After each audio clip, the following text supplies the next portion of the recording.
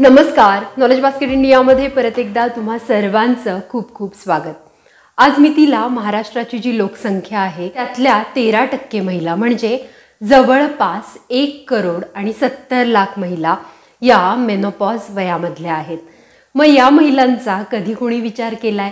या महिलांना काय प्रॉब्लेम होत आहेत हे कधी आपण समजून घेतलंय? बरं, बाकीच्यांनी सोडा, आपण स्वतः तरी आपल्याला काय प्रॉब्लेम होतो हे समजून घेतलंय का? नाही ना. तर याच विषयावर आज आपण बोलणार आहोत, पेरीमेनोपॉज आणि मेनोपॉज. प्रथम आपण समजून घेणार आहोत की हा पेरीमेनोपॉज म्हणजे नक्की काय आणि हा कुठल्या वयात सुरू होतो. एका पर्टिक्युलर वयात मुलगी पोहोचली की तिच्यामध्ये इस्ट्रोजेन आणि प्रोजेस्ट्रॉन हे हॉर्मोन्स कार्यान्वित होतात. म्हणजे पूर्वी 13व्या-14व्या वर्षी हे कार्यान्वित व्हायचे, बीजांडकोश कार्यान्वित व्हायचा आणि मग पाळी यायची.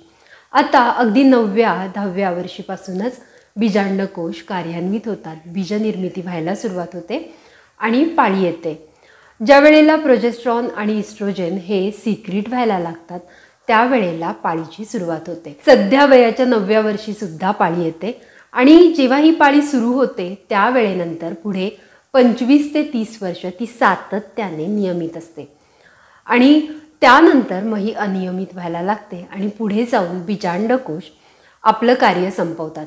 ज्या वेळेला हे बीजांडकोश आपलं कार्य संपवतात त्यावेळेला पाळी बंद होते आणि पाळी पूर्ण बंद होण्याला मेनोपॉज असं म्हणतात. ज्या वेळेला सलग वर्षभर एकही पाळी येत नाही त्यावेळेला अशा स्त्रीला मेनोपॉज झाला आहे असं आपण म्हणतो. आता मेनोपॉज जो असतो ना तो वेगवेगळ्या फॅक्टर्सवर अवलंबून असतो.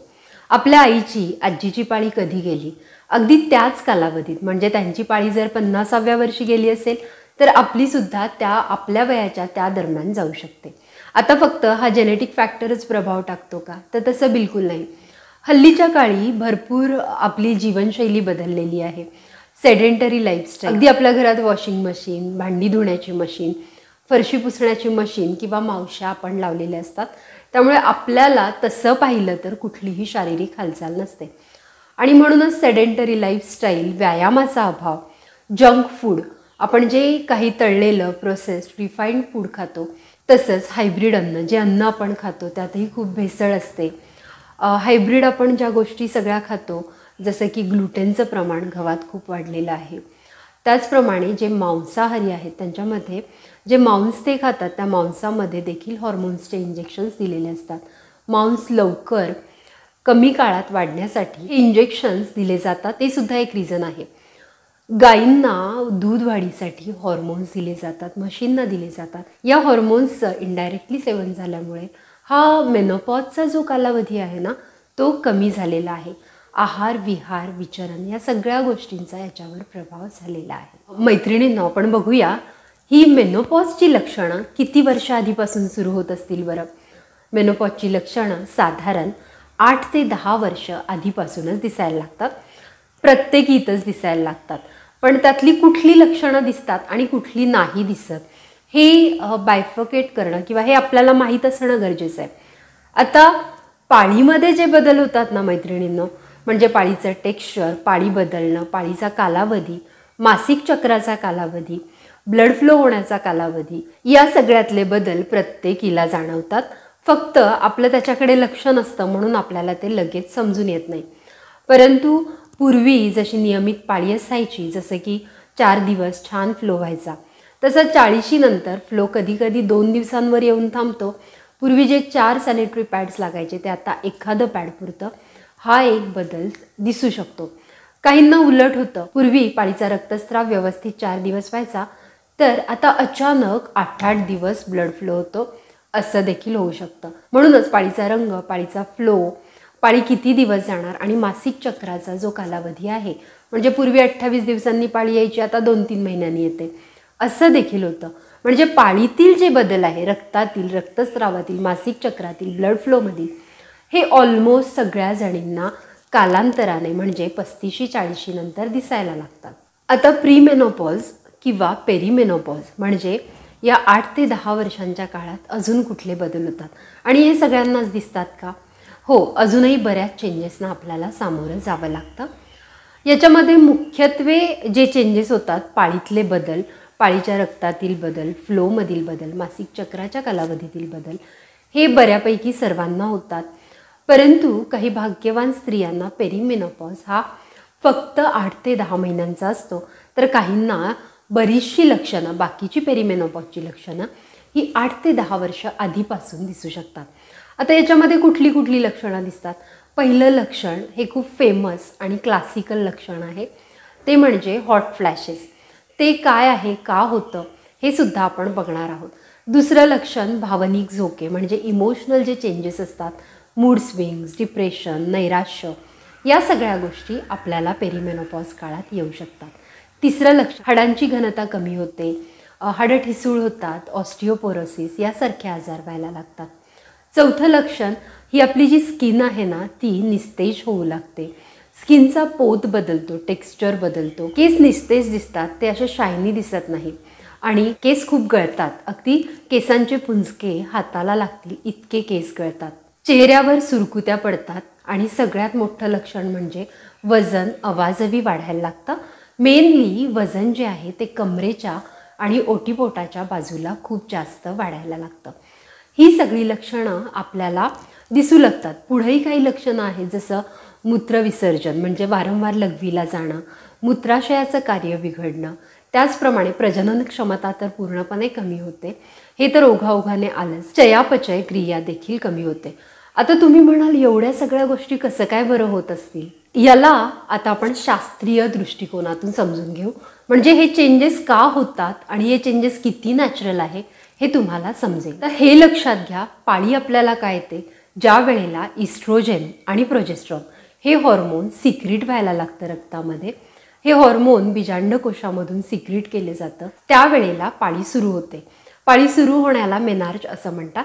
आणि इस्ट्रोजनची ही जी लेवल आहे ना, ही पर्टिक्युलर एका लेवलला आली म्हणजे अगदी लहानपणी, म्हणजे जन्मापासून ते 8व्या 9व्या 10व्या वर्षीपर्यंत ही एक पातळीमध्ये असते आणि या लेवलच्या ती खाली असते. त्यामुळे आपल्याला इस्ट्रोजन लेवल ही कमी असल्यामुळे पाळी येत नाही. एका पर्टिक्युलर लेवलच्या पुढे इस्ट्रोजन सिक्रीट व्हायला लागलं की मग पाळी येते. आणि पाळी सुरू झाली की इस्ट्रोजन लेवल हे वाढत वाढत जातं आणि वयाच्या 18 ते 32व्या वर्षीपर्यंत आपल्या शरीरामध्ये मॅक्सिमम म्हणजेच हायेस्ट इस्ट्रोजन लेवल असतं आणि त्याच काळाची आपली जी प्रजनन क्षमता आहे वयाच्या 18 ते 32व्या काळात ही हायेस्ट असते.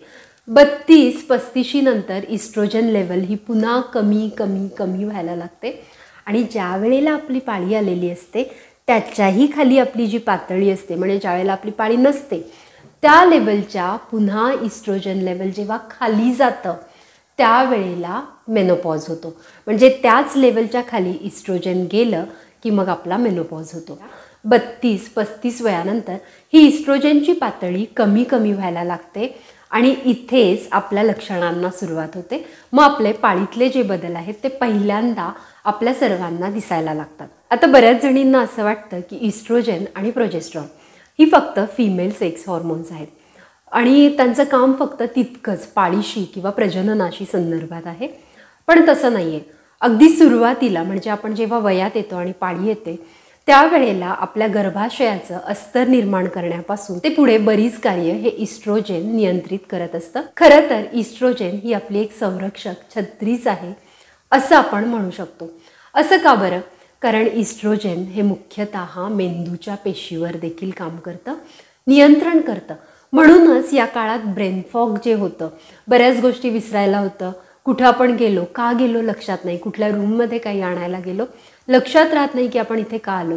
अचानक एखाद्या मैत्रिणीचं नावच विसरून जातो, एखाद्या शहराचं नाव विसरून जातो किंवा एखाद्या नटाचं जुन्या गाण्यांचं नाव आठवायचं असतं, ते आपल्याला लक्षातच येत नाही. अगदी म्हणतो अरे ते ते ते पण आठवत नाही. माझ्याबरोबरही हे होतं, बऱ्याचदा होतं. 35 नंतर जेव्हा इस्ट्रोजन पातळी कमी होते त्यावेळेला ब्रेन फॉग दिसायला लागतो. म्हणजेच काय तर मेंदूच्या पेशींचे कार्य हे देखील इस्ट्रोजन नियंत्रित करतं. आपल्या हाडांमध्ये कॅल्शियमचं जे चयन होतं ते देखील इस्ट्रोजनवर अवलंबून आहे. त्याचप्रमाणे आपल्या त्वचेची मृदुता, सौम्यपणा, सॉफ्टनेस, त्वचा आणि केस मुलायम राहण्यामध्ये इस्ट्रोजन मदत करतं. योनी मार्गाचे कुठले आजार होऊ नये इथे देखील इस्ट्रोजन आपल्याला मदत करत असतं, म्हणजे मूत्राशयाचे विकार होऊ नयेत म्हणून.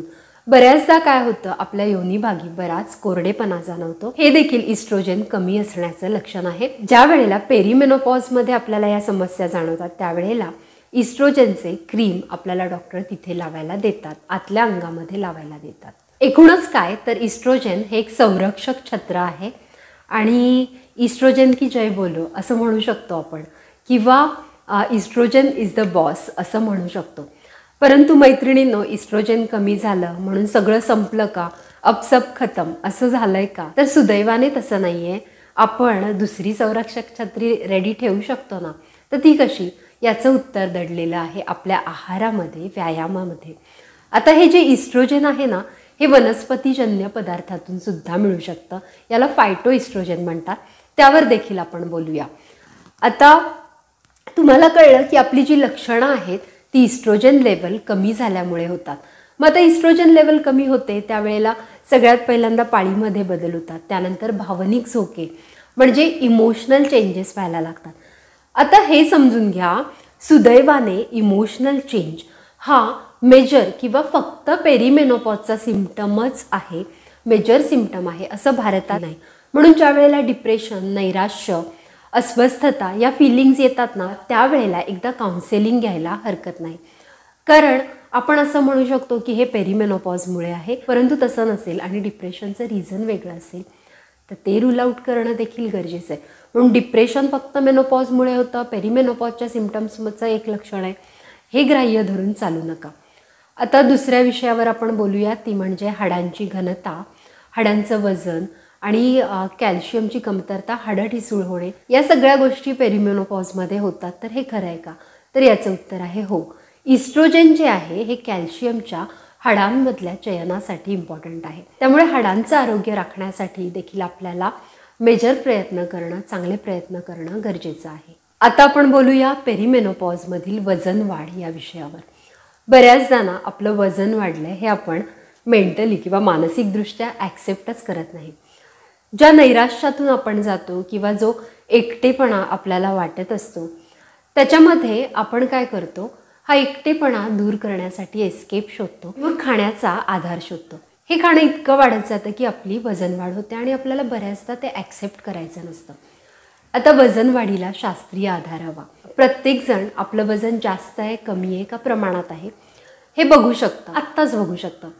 तुम्ही काय करायचं आहे, तुमचं जेवढं वजन आहे आणि जेवढी उंची आहे, वजनाला उंचीच्या स्क्वेअरनी म्हणजे उंचीच्या वर्गाने जर तुम्ही भागलं म्हणजे BMI इज इक्वल टू वजन डिवायडेड बाय उंची स्क्वेअर, हा फॉर्म्युला आहे. म्हणजे सपोज सौ देशमुखांचं वजन आहे 60 किलो आणि त्यांची उंची आहे 5 फूट.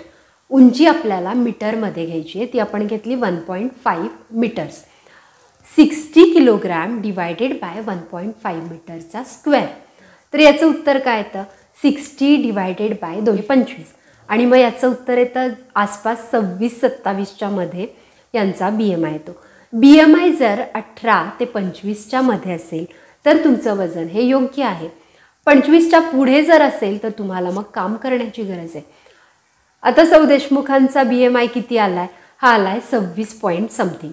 तर त्यांचं वजन त्यांच्या उंचीच्या मानाने जास्त आहे. म्हणून या वजन वाढीवर त्यांना त्वरित काम करणं गरजेचं आहे. कारण वजन वाढ झाली तर मग त्या अनुषंगाने पुन्हा हृदयविकार किंवा इतर डायबिटीस असे आजार होण्याची शक्यता असते. म्हणून वजन वाढ ताबडतोब नियंत्रणात आणणं गरजेचं आहे. दुसरी पद्धत, तुम्हाला वजन बघायचं असेल तर सरळ गुगलवर जा, BMI कॅल्क्युलेटर सर्च करा, तुमचं वजन उंची टाका आणि BMI बघा, सिंपल.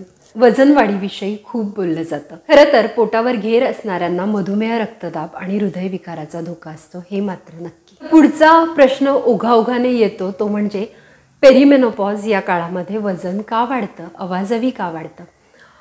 तर हे देखील इस्ट्रोजन कमी होतं हे कारण आहे. परंतु सगळ्यात महत्त्वाचं कारण जर लक्षात घेतलं तर ते आहे आहारावरचं नियंत्रण नसणं. वर्षानुवर्ष आपण जास्तीचा आहार घेतो आणि हेच आपल्या वजनवाढीचं मुख्य कारण आहे. आता हेच बघा, एक केळं आपण घेतलं, त्याच्यामध्ये केळ्यामध्ये साधारण 200 कॅलरीज असतात आणि ते केळं आपण खाल्लं, गरज नसताना खाल्लं तर काय होणार आहे, या 200 कॅलरीज खायला आपल्याला लागला 1 मिनिट. आता या 200 कॅलरीज आपल्याला जर बर्न करायच्या असतील तर आपल्याला 40 मिनिटं सलग चालावं लागेल. आपण चाललोय का? नाही. बरं, मग या बर्न नाही झाल्या तर मग काय होणार? या 200 कॅलरीजची 20 ग्रॅम चरबी होणार. आता तुम्हीच विचार करा, 200 कॅलरीजची 20 ग्रॅम चरबी आपल्या पोटाभोवती साठली आहे. तर मग 20 किलो वजन वाढीची राम कहाणी इमॅजिन केलेलंच बरं, किती आपण वर्षानुवर्ष एक्स्ट्रा खाल्लेलं आहे आणि बर्न केलेलं नाही. आता याच्यावर उपाय काय? तर आपल्या जिभेवर नियंत्रण असणं, आहार संतुलित आणि हवा तेवढा खाणं हा याच्यावर रामबाण उपाय आहे. दुसरा उपाय व्यायाम. व्यायामाला पर्याय नाही. आता तुम्ही म्हणाल की घरातली जी कामं आहेत अंग मेहनतीची, तो व्यायाम का? तो व्यायाम नाही. व्यायाम हा स्वतःसाठी केला जातो. घरकामं आपण संपूर्ण फॅमिलीसाठी करतो. बरं ठीक आहे, घरकामं म्हणता, पण काय घरकामं? आता भांडी धुवायला भांड्याची मशीन आहे, मावशी आहे, वॉशिंग मशीन्स आहेत, मिक्सर आहे, पाटावरवंटा आता पूर्णपणे कालबाह्य झालेला आहे. जात्याची गोष्ट तर जुन्या मराठी मूवीमध्येच आपल्याला दिसू शकते. भाजीला आणायला जायचं असेल, सोसायटीत राहत असाल तर घरातून खाली जायला लिफ्ट आहे, तिथे ॲक्टिवा किंवा 4 व्हीलर ठेवलेली आहे पार्किंगमध्ये, तिथून तुम्ही जाता. पायाचा उपयोग तसा होत नाही. त्यामुळे इंटेन्शनली व्यायाम करणं हा एकच पर्याय वजन वाढ कमी करायला आणि तुमचे हॉर्मोन्स संतुलित ठेवण्यासाठी आहे. आशा करते व्हिडिओ तुम्हाला आवडला असेल. व्हिडिओ आवडला असेल तर जास्तीत जास्त मित्रमैत्रिणींबरोबर हा व्हिडिओ शेअर करा आणि अशा छान छान व्हिडिओसाठी नॉलेज बास्केट इंडियाला सबस्क्राईब करा. थँक्यू.